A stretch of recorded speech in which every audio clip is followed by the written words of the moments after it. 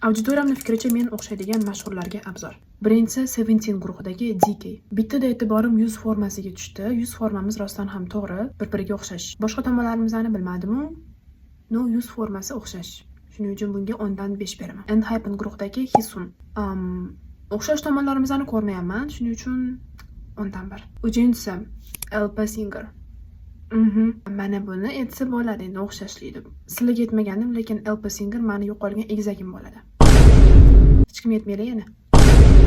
Так что bunga 10 dan 9 beraman. Bo'limning marvaridi serialidagi Kiko. Bu aktrisaga meni ko'proq mana shu darama haqida videoyimdan keyin ko'pchilik yozishgan. Videodagi ko'rinishim bilan aktrisani taqqoslasak, haqiqatan ham o'xshash tomonlarimiz bor, lekin aynan nimada o'xshashligimiz borligini to'g'risi topa olmadim. Shuning uchun bunga men 10 dan 7 beraman. Keyingisi BTS guruhidagi Taehyun. Endi, конечно, Beyonce'ga o'xshayman. Prям toch o'xshamasak ham, lekin o'zim ham sezganman, ko'zimiz ikki xilligi, ya'ni kichkina, katta va kulishimiz qag'anu. Unda ham box smile, menda ham xuddi shunaqa. Shu ikkita xislatimiz to'g'ri o'xshash.